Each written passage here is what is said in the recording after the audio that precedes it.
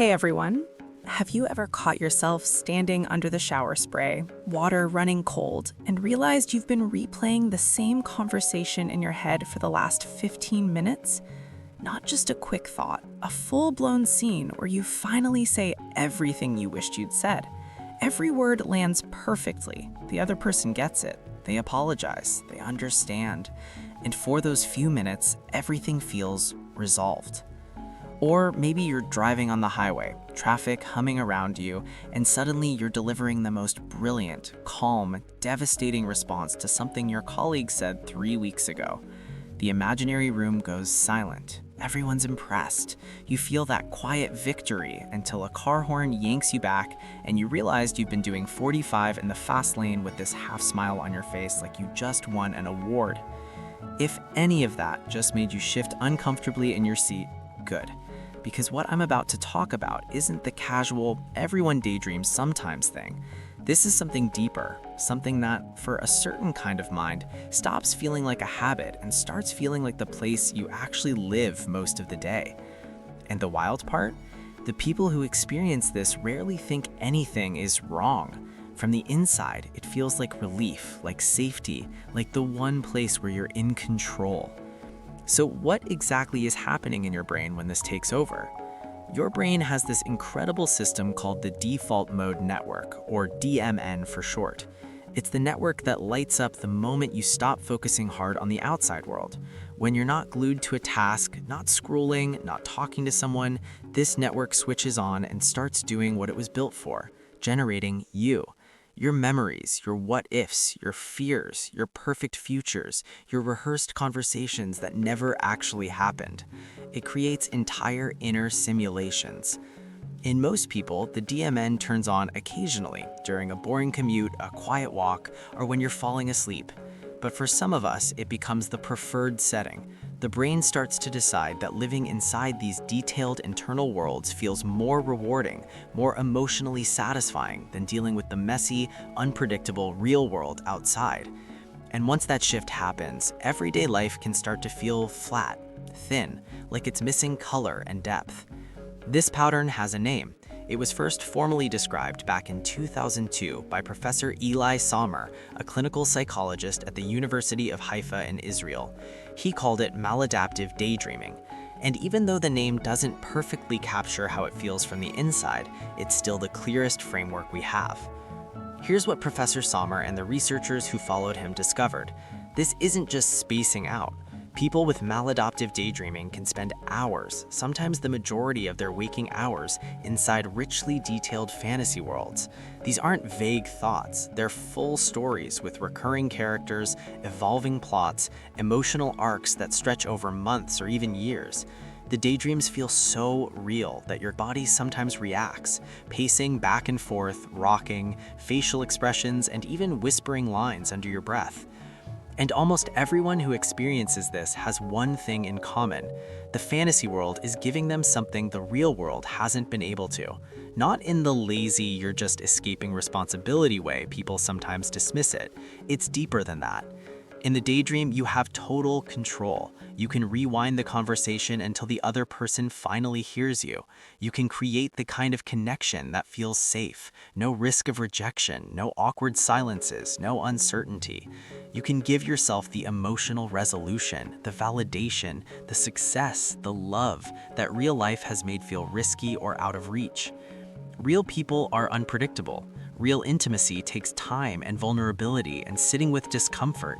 The daydream never lets you down. It never misunderstands you. It never walks away. So your brain learns, slowly, powerfully, that emotional needs can actually be met inside your own head. And once that lesson sticks, stepping back into the friction of real life starts to feel genuinely worse. The daydream becomes the easier, kinder, more reliable place to be. Now, before you start thinking, okay, this must be about super creative people or writers or artists, it's not. Some of the most imaginative people on the planet don't do this at all, and plenty of people who've never written a single story in their lives do it compulsively every single day. It's also not about intelligence level. What the research does point to is a personality trait called absorption, that deep, immersive focus where you can get completely lost in music, a book, a movie, or even your own thoughts and feel things intensely. People who score high on absorption feel emotions and sensations more vividly than average, so when the outside world feels overwhelming or disappointing, their nervous system finds this incredibly creative and, at first, least destructive way to cope, building a private room inside their mind where they can feel things on their own terms, safely. But here's where it gets complicated, and where the real cost starts showing up.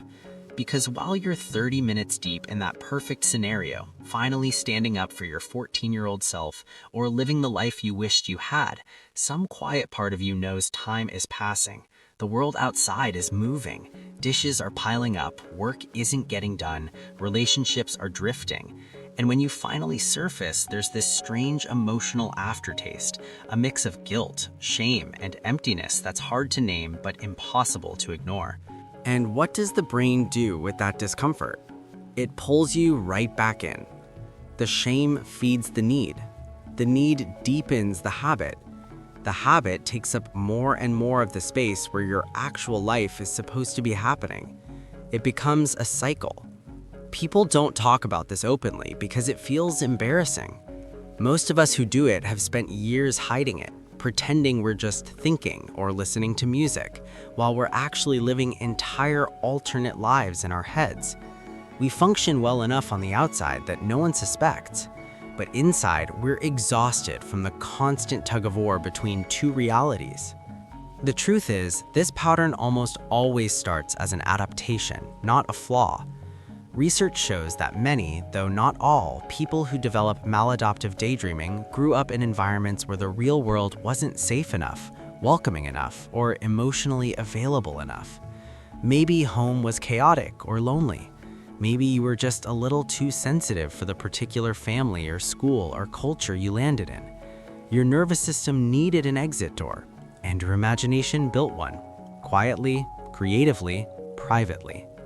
So the daydream wasn't the problem. It was the solution your mind found when no one else was offering one. But the real question, the one I want you to sit with right now, is whether it's still serving you or whether it started to cost you more than it's giving. Because here's what the research and clinical experience both show. The goal isn't to destroy your inner world. That would be like trying to rip out a part of your brain that's actually quite remarkable. The people who experience this intensely often have an enormous amount of internal richness, emotional depth, narrative skill, empathy, creativity that has simply never found a safe enough outlet in the real world. The tragedy isn't that you can build entire worlds inside your head with nuance and feeling and characters who feel alive. The tragedy is when you decide that depth is only safe when it stays invisible. So what does healing actually look like? It starts with understanding what the daydream is doing for you. What need is it meeting? Is it giving you the sense of control you don't feel in real relationships? The emotional resolution you've never quite gotten? The version of success or belonging that feels too scary to chase out loud? Once you can name it, you can start, slowly, awkwardly, and with a lot of self-compassion, building small pieces of that same feeling in real life. Not by forcing yourself to stop daydreaming cold turkey. That usually backfires and makes the urge stronger. Instead, you treat it like any other coping mechanism that's become too big. You respect why it started, and you gently teach your nervous system that the outside world can also be safe, rewarding, and worth showing up for. Practical things that actually help based on what people in recovery and therapists who understand this report. First, track it without judgment. Just notice when it happens, how long it lasts, and what triggered it. Awareness is the first crack in the cycle. Second, experiment with anchoring techniques. When you feel the pull, try grounding yourself in your body for 30 seconds. Feel your feet on the floor, name 5 things you can see, move your body intentionally. It interrupts the automatic switch into the DMN without shaming yourself. Third, start giving your real life tiny versions of what the fantasy provides. If the daydream gives you connection, practice one small, low-stakes conversation where you say something honest. If it gives you achievement, set one micro goal and celebrate it without waiting for perfection. If it gives you emotional safety, begin allowing yourself to feel a little discomfort in therapy or with a trusted person. Many people also benefit from therapy, especially approaches that work with dissociation, absorption, and trauma if that's part of your story. Cognitive behavioral techniques, mindfulness practices that strengthen your ability to stay present, and sometimes even addressing co-occurring things like ADHD or anxiety can make a huge difference. And importantly, some people discover they're actually immersive daydreamers rather than strictly maladaptive ones. The difference is whether it's enhancing your life or quietly stealing it. Both involve rich inner worlds. One feels like a superpower you can turn on and off, the other starts running the show. Wherever you are on that spectrum, nothing about you needs to be fixed in the sense of becoming someone who never disappears into their own head. That inner world is part of what makes you you. The work is simply making sure it stays a place you visit, not the only place you live. If you've been listening to this and feeling that quiet, chest-tightening recognition, the kind where you had to remind yourself to breathe, I just want to say this. You adopted in the smartest, most creative, most private way your mind could find at the time. Nobody saw it. Nobody gave you credit for surviving whatever made the real world feel too hard. But you did it anyway. You're not broken. You're not lazy. You're not too much in your head. You're someone with an incredibly vivid inner life who learned to protect it when protection was necessary. Now the question is whether you're ready to let some of that vividness leak gently into the real world, where it can actually be seen, shared, and celebrated. It won't happen overnight. It might feel clumsy at first, but every small step you take towards building safety and fulfillment outside your head makes the daydream less necessary and your actual life more alive. You've already proven how powerful your mind is. Imagine what happens when you start using even a fraction of that power in the world that's waiting for you. If this resonated, drop a comment below and let me know which part hit hardest. The shower moment, the shame cycle, the it started as a solution part. I read every single one. And if you want more on the psychology of the mind, human behavior, and how to actually change these patterns, I've put together a reading list of books that dive deeper. No fluff, just real insight. The link is in the description and pinned comment. If you're new here and content like this helps you feel less alone, consider subscribing and hitting the notification bell so you don't miss the next one.